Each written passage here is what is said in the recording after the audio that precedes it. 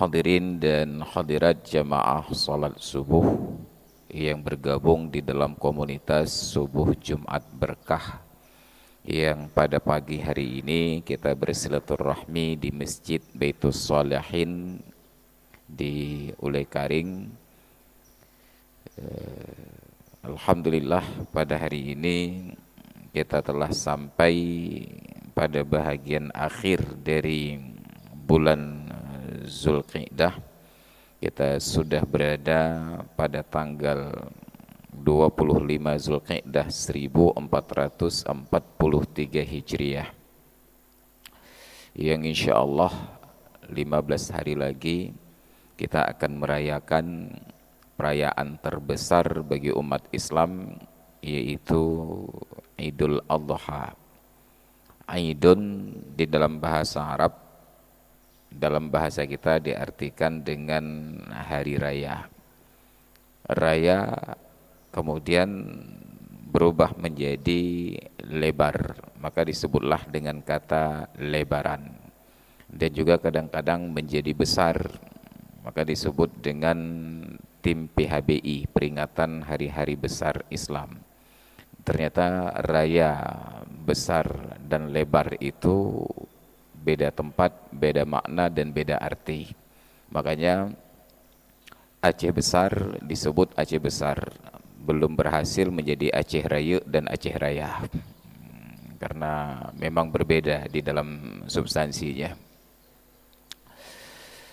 Di hari-hari seperti ini kita bersyukur kepada Allah bahwa setelah 2 tahun vakum dari pelaksanaan ibadah haji, sebahagian kerabat-kerabat kita yang beruntung terpanggil menunaikan ibadah haji pada tahun ini, walaupun porsinya terpangkas tinggal sekitar 50%, dan mereka sudah berangkat semuanya.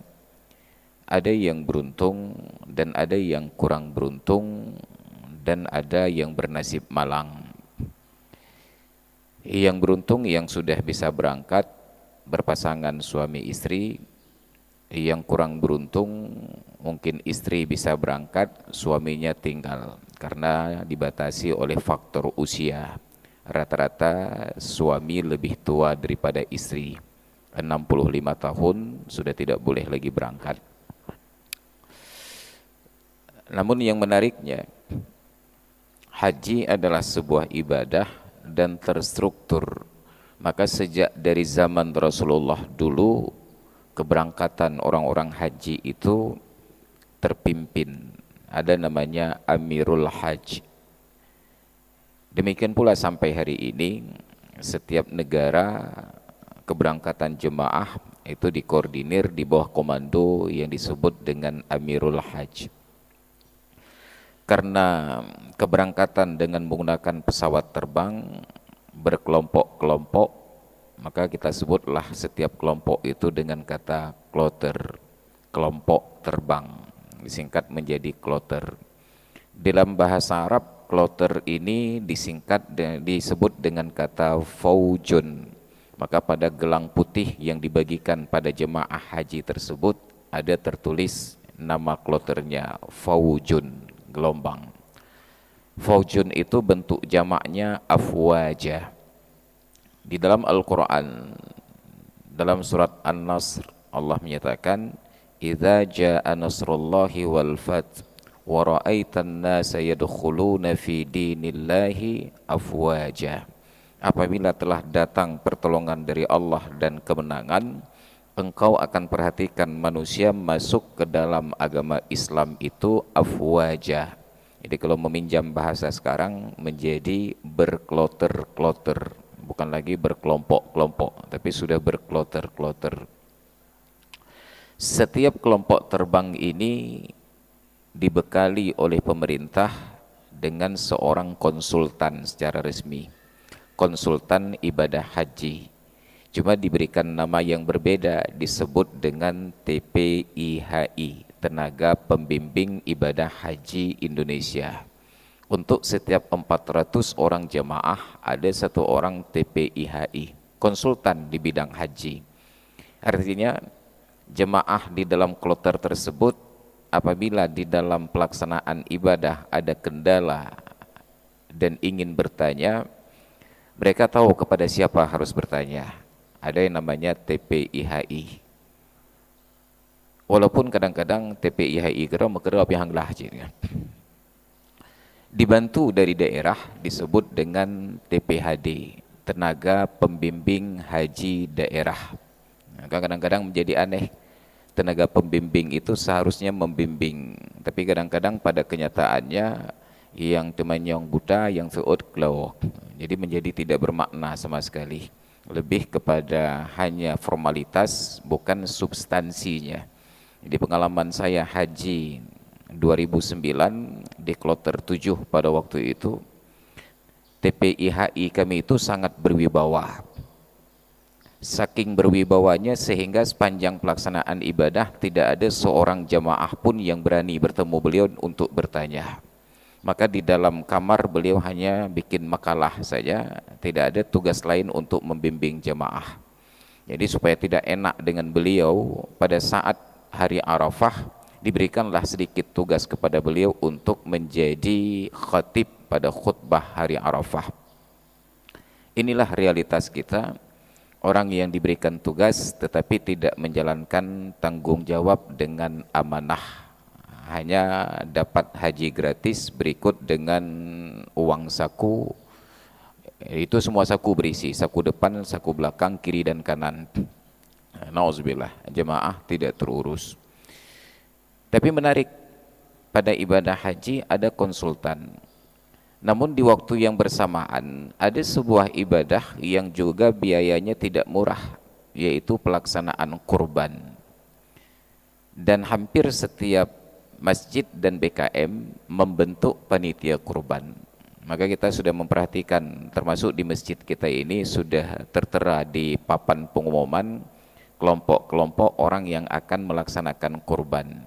Mungkin juga sudah dicantumkan kepanitiaan kurban. Tapi setelah sekian lama saya berada di Aceh, kalau bahasa kerennya malang melintang, makaleng-kaleng, belum saya dapati dalam kepanitiaan kurban itu yang perannya sebagai konsultan kurban, orang yang ahli pada seluk-beluk kurban, yang paham hukum apa yang boleh dan apa yang tidak. Jadi cenderung kepanitiaan itu berdasarkan semangat mau bekerja, bukan karena ilmu yang memadai untuk pekerjaan tersebut sesuai dengan syarat dan ketentuan. Sayangnya negeri ini benar-benar negeri formalitas. Tidak ada pemimpin yang terketuk hatinya untuk bagaimana memberikan arahan kepada masyarakat agar ibadah-ibadah mereka itu pada waktu-waktunya ada petunjuk dan arahan. Kita rindu menjelang Idul Adha seperti ini, MPU umpamanya memberikan arahan bahwa diharapkan kepada khatib yang bertugas pada Jumat-Jumat menjelang Idul Adha agar menyampaikan materi terkait dengan pelaksanaan kurban. Ataupun dinas syariat Islam, enggak perlu keluarkan biaya dan anggaran, tinggal kirimkan surat saja kepada BKM masjid. Bila surat itu masih memerlukan biaya, tinggal WA saja kepada BKM masjid, mohon diingatkan khatib agar menjelang Idul Adha materi khutbahnya itu mengangkat judul tentang pelaksanaan kurban. Enggak perlu dari A sampai Z, hanya perlu, kalau bahasa warga kami di Kota Madiacot Keeng, pada bab kurban itu do and don't, apa yang boleh dan apa yang tidak boleh. Maka selama ini semangat berkurban sudah semakin tinggi, tetapi ilmu untuk pelaksanaan kurban belum memadai, dan itu sama sekali tidak mengusik kenyamanan orang-orang yang punya tanggung jawab di bidang tersebut, mulai dari MPU sampai dengan Dinas Syariat Islam, mungkin juga termasuk dari Kementerian Agama. Harusnya ada arahan-arahan kepada khatib supaya ibadah kurban kita itu tepat sasaran dan sesuai pada pelaksanaan. Tapi inilah kita, negeri antah berantah, autopilot, masing-masing jalan sendiri-sendiri. Dan yang paling menyedihkan, untuk sebuah negeri yang konon katanya bersyariat Islam, untuk Idul Adha kali ini tidak ada libur sama sekali. Karena Idul Adha bila benar nanti berlangsung pada tanggal 9 Juli itu adalah hari Sabtu. Tanpa Idul Adha pun hari Sabtu tetap libur. Jadi yang menjadikan Idul Adha itu istimewa di Aceh apanya? Maka sudah sejak lama saya provokasi pemerintah Aceh, mulai dari eksekutif sampai legislatifnya, dari gubernur sampai anggota dewannya, kenapa kita tidak berani dan tidak mampu mengisi keistimewaan syariat dengan menyusun sebuah kanun khusus tentang PHBI, bahwa untuk Idul Adha di Aceh wajib libur 4 hari berturut-turut sesuai dengan hari tasyrik, 10 Zulhijjah, 11, 12 dan 13 Zulhijjah, untuk mengisi keistimewaan syariat Islam. Itu saya sampaikan secara resmi dalam khutbah Idul Adha di Masjid Raya Baitur Rahman tahun 2019 ketika Pak Nova Iriansyah masih menjabat sebagai PLT Gubernur. Sampai sekarang beliau hampir habis masa jabatan, itu belum terlaksana. Maka memang HI kerja awalnya. Oleh karena itu ke depan pilih saya aja kebunnya. Hal-hal yang sederhana kita harapkan. Padahal kalau kita jadikan libur Idul Adha 4 hari berturut-turut sebagai kanun, saya sangat yakin tidak ada satu pihak dan komponen masyarakat yang keberatan. Siapa yang mau menolak libur Idul Adha 4 hari? Gubernur senang libur Idul Adha 4 hari. Wakil gubernur kalau ada pun senang libur Idul Adha 4 hari. Anggota dewan senang, rakyat senang, pegawai senang, yang non pegawai juga senang, yang muslim senang, non muslim pun ikut senang. Di sana senang, di sini senang. Yang senang-senangnya pihak begaje. Jadi bayangkan, dan lembaga-lembaga istimewa itu tidak berfungsi. Wali Nanggro pun diam oleh karena luah dan meligo yang hai gepeglih. Kemudian guru-guru kita para ulama juga bungkam, tidak yang ada yang mengangkat kasus ini. Maka pertanyaannya, apa arti syariat Islam bagi kita yang ada di Aceh ini? Tidak ada beda sama sekali dengan daerah yang lain. Maka sungguhlah kalau kita masih punya hati dan rasa malu sebagai orang yang mendiami negeri yang kononnya Nanggro terlebih ada hurung dunia dengan syariat Islamnya, maka kita sungguh merasa sangat miris dan rasanya mau bunuh diri saja melihat carut marutnya negeri ini. Hal-hal sederhana tidak mampu kita urus. Kita sudah sering mengangkat tentang betapa negeri yang berperadaban tersebut mereka punya standar di dalam pergaulan. Standar yang paling utama itu diukur dari sisi penampilan di ruang publik. Maka diatur ketika Belanda datang kemari sejak dari 4 abad yang lalu, Belanda itu sudah berpenampilan keren dan gagah. Padahal Belanda belum menjadi sebuah negeri yang maju. Justru Aceh sudah sangat maju. Tapi tentara-tentara Belanda itu dan orang-orang Belanda itu sudah berpakaian rapi, pakai sepatu, pakai topi, bajunya gagah. Keren kita lihat di foto-foto dan file-file lama. Ketika kita melihat bahwa orang-orang tua kita yang ada di Aceh di masa itu, bahkan bajunya pun belum disetrika. Orang-orang Belanda itu sudah rapi pakaiannya. Hari ini di negara-negara maju, mereka punya tempat-tempat yang terurus dengan baik. Tampil di ruang publik itu harus ada standar pakaian.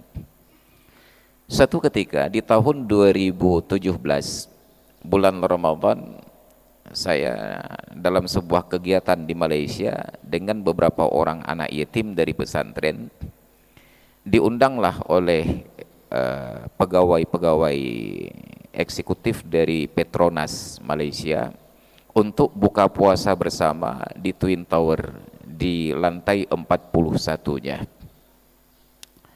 Saat itu yang menjadi guide kami adalah wakil ketua Asosiasi Seniman Artis Melayu. Beliau itu vokalis dari grup musik Left Handed. Kami diingatkan bahwa datang ke tempat itu nggak boleh sembarangan, itu harus berpakaian lengkap. Yang laki-laki harus pakai tuxedo, yang perempuan harus pakai gaun. Tapi yang diundang ini urang cakeung, pada minta tuxedo cakeung. Maka saya bilang ke beliau, "Bang, macam mana kita nak cari tuxedo untuk budak-budak nih?" Nah, diteleponlah panitia aja. Jadi diturunkan standar oleh panitia. Oke lah, boleh tak pakai tuxedo, tetapi harus pakai baju Melayu lengkap berikut dengan sepatu. Sampai pada hari yang ditentukan, kami nantilah kehadiran beliau di Shah Alam, di seberang masjid ada sebuah lembaga percetakan Al-Quran, Yayasan Restu. Saya sudah siapkan anak-anak dengan sepatu, tapi sampai berkumandang azan asar beliau belum datang. Karena khawatir nggak sempat sholat asar di jalan terjebak kemacetan, saya ajak anak-anak untuk sholat. Mereka buka sepatu, berwudu, sholat. Begitu selesai sholat, beliau datang menjemput dan anak-anak buru-buru masuk ke dalam mobil. 1 kilometer menjelang sampai ke Twin Tower, tiba-tiba beliau menoleh ke belakang dan terlihatlah anak-anak sudah pakai sendal semuanya. "Hai bantu bid musalla." Marahlah beliau, "Kalian nih sudah saya ingatkan pakai kasut, ternyata masih pakai selipar juga," katanya. "Kata you pakai batu mentang untuk telop." Saya bilang, "Bang, tadi anak-anak ini sudah pakai sepatu semuanya, tapi karena sholat buru-buru keluar saya lupa memperhatikan." Marah beliau. Apa katanya? "Bahkan seorang musisi dan artis seperti saya sampai hari ini belum pernah menginjakkan kaki di lantai 41 tersebut. Itu lantai tertinggi yang sudah dibuka untuk publik. Karena itu kawasan yang terbatas untuk orang-orang hebat. Hari ini kesempatan saya untuk naik ke tempat tersebut. Kalau nanti karena kalian tidak ada sepatu, tidak diizinkan naik, silahkan kalian cari buka puasa di bawah, saya mau naik ke atas." Wah, nyandum hawa ke kena ewatu. Tapi apa yang menariknya? Mereka punya sebuah standar untuk berada di tempat tersebut, pakaiannya harus sesuai dengan ukuran mereka. Harus pakai tuxedo, yang perempuan pakai gaun, wajib pakai sepatu, tidak boleh pakai sendal biasa, apalagi sendal jepit yang sedang dipersoalkan oleh polisi hari-hari ini. Akhirnya dikomunikasikan lagi, diizinkanlah karena kondisi darurat, sebab mereka tidak ingin mengecewakan anak-anak yatim yang sudah berjalan jauh tiba-tiba gagal berbuka puasa hanya karena persoalan sendal jepit tadi. Ini seharusnya menjadi kajian kita, bahwa di negeri yang berperadaban, yang pertama diukur dari peradaban itu adalah pakaian kita. Aceh ini peradabannya sangat tinggi, tapi pakaiannya tidak pernah tinggi. Hari ini baru kemarin saya singgah di sebuah tempat di daerah Lampindeng untuk beli pisang goreng. Itu lewat seorang anak muda di samping saya, pakai celana pendek, naik sepeda motor, tertiup oleh angin sehingga terlihat hanya seperti celana kolor saja. Terlihat seperti kolor saja. Nyokudut bebek. Karena saya takut tidak tahan emosi nanti terjadi keributan, maka hana hayu saya wali kota cekeung kai mula ngan emit. Akhirnya saya hanya urut-urut dada saja. Bayangkan, alaysa fikum rajulun rasyid, apakah enggak ada yang waras di antara para pemimpin kita ini? Sudahlah Wali Nanggro diam saja, enggak peduli tentang adat yang dilanggar Aceh yang bersyariat. Sudahlah MPU diam, sudahlah MAA juga tidak berkutik, pendidikan juga tidak berjalan. Lalu pendidikan apa yang sudah berhasil kita tanamkan dan syariat apa yang sudah berjalan selama 20 tahun ini? Kalau urusan tentang pakaian saja tidak mampu kita disiplinkan. Ini nauzubillah. Maka silahkan orang-orang yang punya jabatan hari ini menjawab nanti di dalam persidangan Allah Ta'ala. Anda yang menjadikan syariat itu hanya sebagai gurauan saja, tanpa isi dan tanpa makna. Ini menjadi PR besar bagi kita. Maka nauzubillah. Maka hari ini kita merasa malu bahwa Aceh yang bersyariat Islam tidak mampu menghargai Idul Adha dan hari Tasyrik dengan libur yang pantas dan patut untuk pemeluk-pemeluknya. Nauzubillah. Kita merasa malu. Bali, mereka tidak punya undang-undang khusus, mereka tidak punya leg spesialis, Tapi luar biasanya di Bali, begitu hari raya Nyepi, tidak boleh ada aktivitas, bandara tutup, PLN padam. Kita nggak minta tutup bandara, hanya mungkin dalam beberapa tahun terakhir ada inisiatif dari kepala daerah di Aceh Besar, minta agar bandara itu tidak beroperasi sampai dengan jam 11. Itu sudah puluhan tahun syariat Islam, baru dalam 3 tahun terakhir petugas bandara Sultan Iskandar Muda dapat melaksanakan sholat id karena tidak ada yang berinisiatif. Padahal pilot pesawat di pagi hari raya itu mau sholat id, pramugarinya mau sholat id, awak bandaranya mau sholat id, dan penumpang mau sholat id. Tapi karena tidak ada satu orang pun pemimpin yang pikirannya jernih untuk memfasilitasi, mereka semuanya gagal sholat id. Baru dalam 3 tahun terakhir, terhitung 2019, sholat id bisa dikerjakan pagi hari raya Idul Fitri dan Idul Adha karena pesawat dilarang turun dan tidak boleh berangkat. Bayangkan, hal-hal sesederhana itu tidak ada yang berpikir di negeri kita. Keistimewaan hari raya enggak berjalan. Tapi di Bali tanpa undang-undang khusus, hari raya Nyepi, bandara tutup, PLN padam. Bagi kita PLN nggak perlu diminta untuk padam, tanpa diminta pun memang padam PLN. Nyah napa ada mahlinya.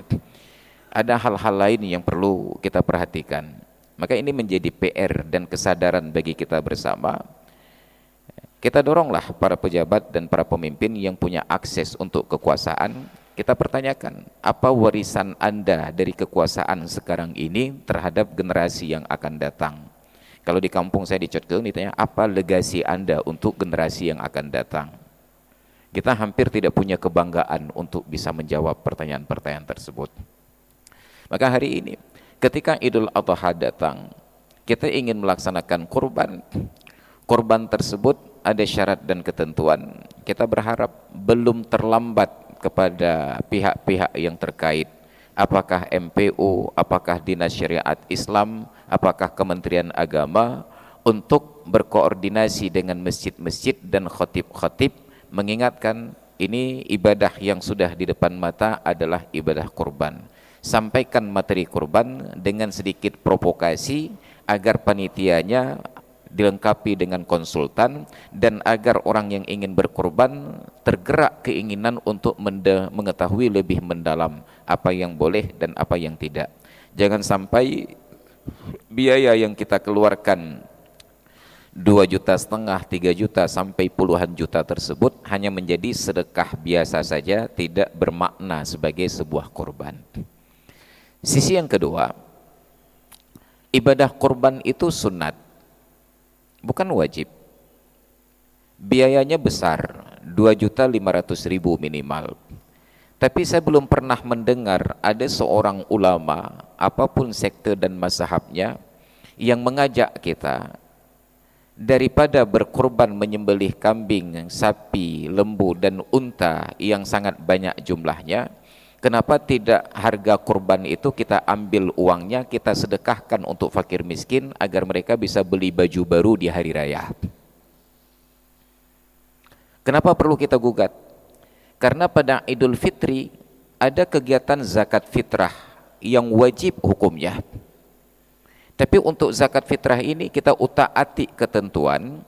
Jangan kita kasih beras saja, boleh kasih uang karena mungkin fakir miskin lebih membutuhkan pakaian daripada beras dan makanan.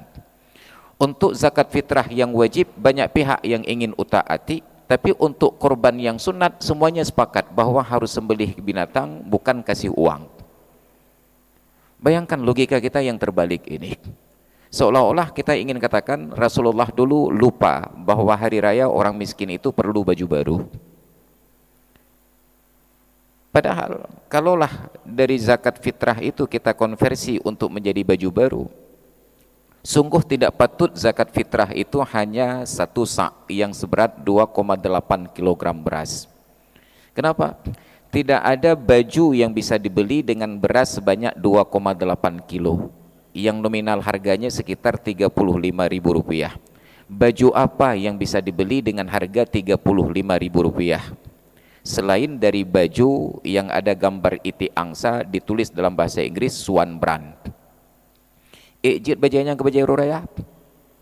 Padahal Nabi sudah katakan tu'matan lil masakin wa tuhratan lis-shaimina minal lagwi war rafas. Zakat fitrah itu untuk bekal makanan kepada orang miskin dan untuk mensucikan orang yang berpuasa dari pekerjaan yang lagha dan dari pekerjaan yang rafas. Tapi untuk zakat fitrah yang wajib, kita berutak-atik dengan pikiran kita. Ini lebih baik kasih uang saja, karena nanti orang miskin dikasih beras pun mereka akan jual untuk beli baju. Lalu kenapa kita tidak berpikir hari raya Idul Adha, daripada kita sembelih binatang kurban sudah sangat banyak, kita kasih uang saja.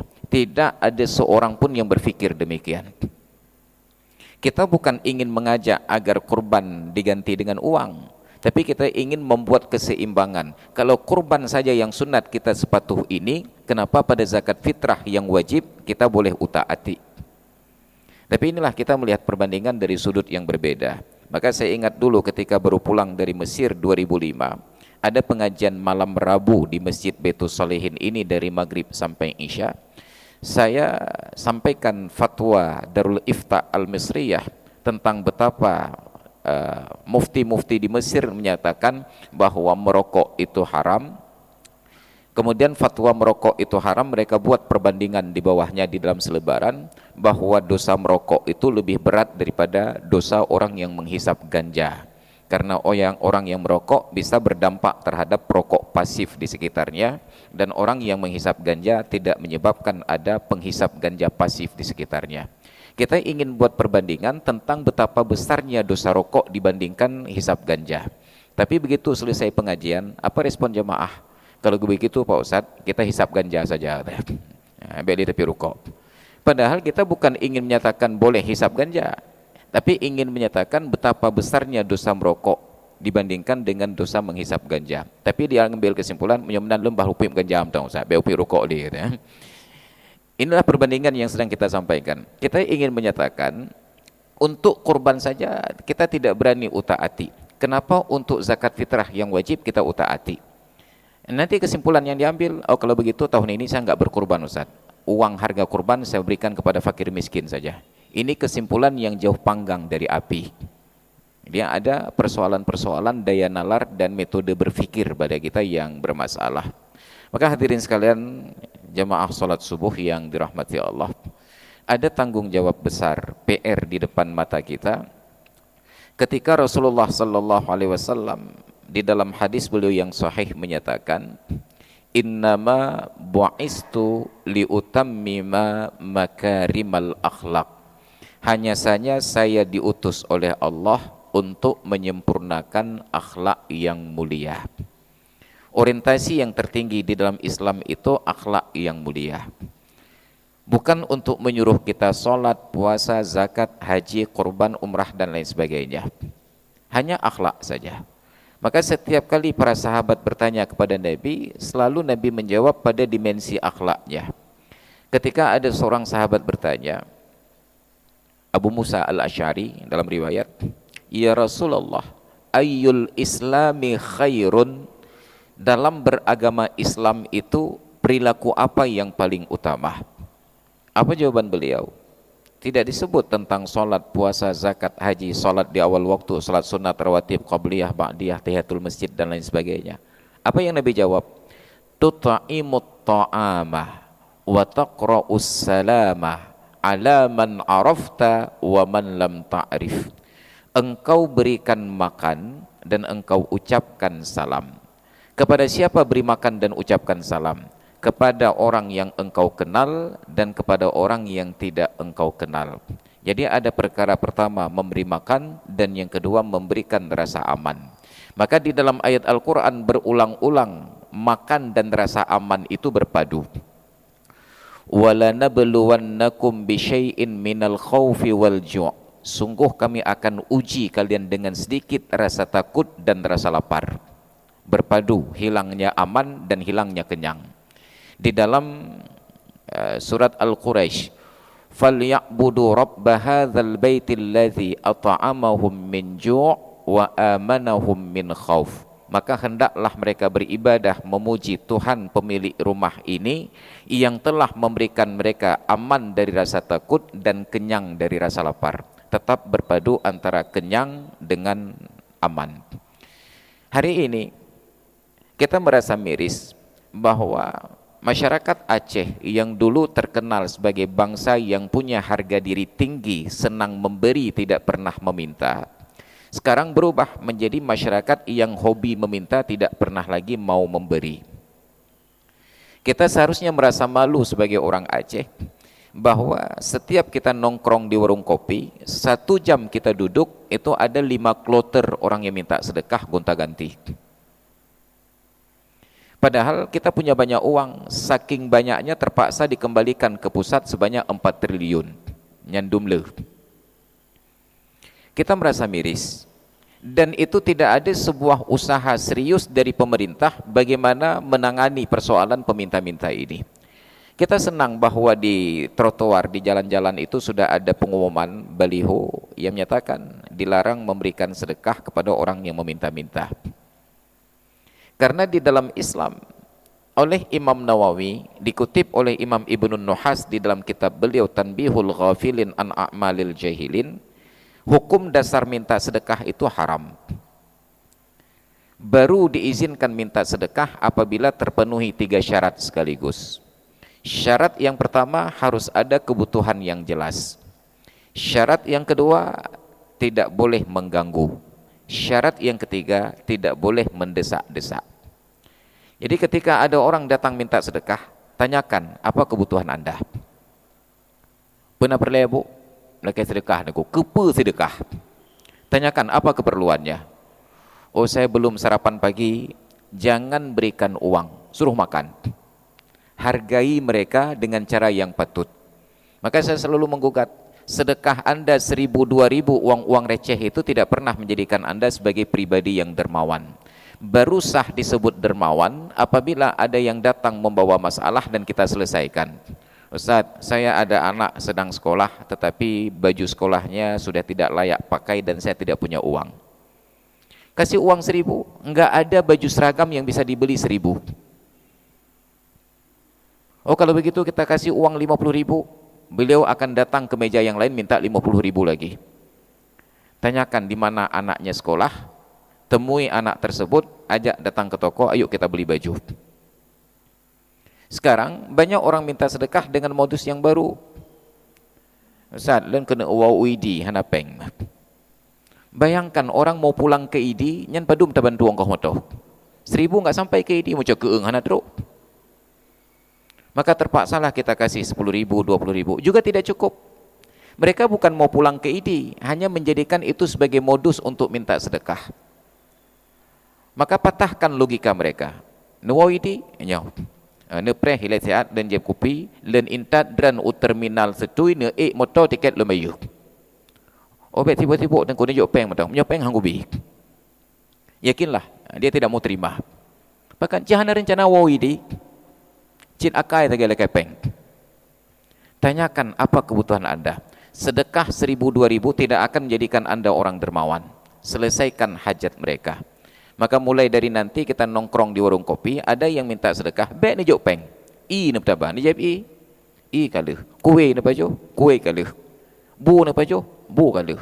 I kaluh, kue kaluh, bu kaluh. Ya Allah juga deh wak. Mantanya laki-laki. Ini persoalan kita. Kita manjakan mereka dengan terus memberikan 1.000, 1.000, 1.000. Dan itu persoalan yang paling merusak. Syarat yang pertama, harus ada kebutuhan yang jelas. Apa kebutuhan anda? Syarat yang kedua, tidak boleh mengganggu. Bayangkan kita dengan kawan-kawan sedang berdiskusi, sedang alot diskusinya, sedang asik, tiba-tiba ada yang berdiri di samping minta sedekah. Teralihkan perhatian kita dari diskusi. Belum lagi kita duduk dengan keluarga, makan malam bersama, tiba-tiba ada yang berpakaian dengan aroma yang na'udzubillah, mengganggu selera makan kita. Tidak boleh mengganggu. Kalau datang ke rumah, tidak boleh ketuk pintu, membangunkan orang yang sedang istirahat. Tidak boleh mengganggu. Dan yang ketiga, tidak boleh mendesak-desak. Sudah jelas ada kebutuhan.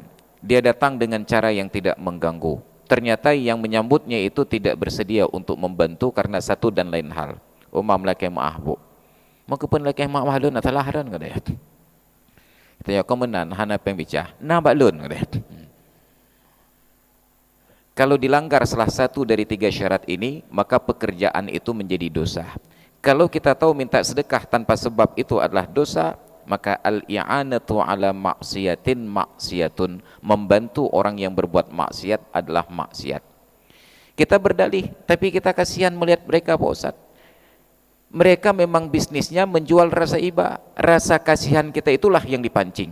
Maka yang duduk di perempatan lampu merah lalu lintas tersebut, mulai dari yang nauzubillah saudara kita yang cacat barangkali, kemudian ada yang sakit sampai pakai gips, kemudian duduk di atas kursi roda untuk memancing rasa iba.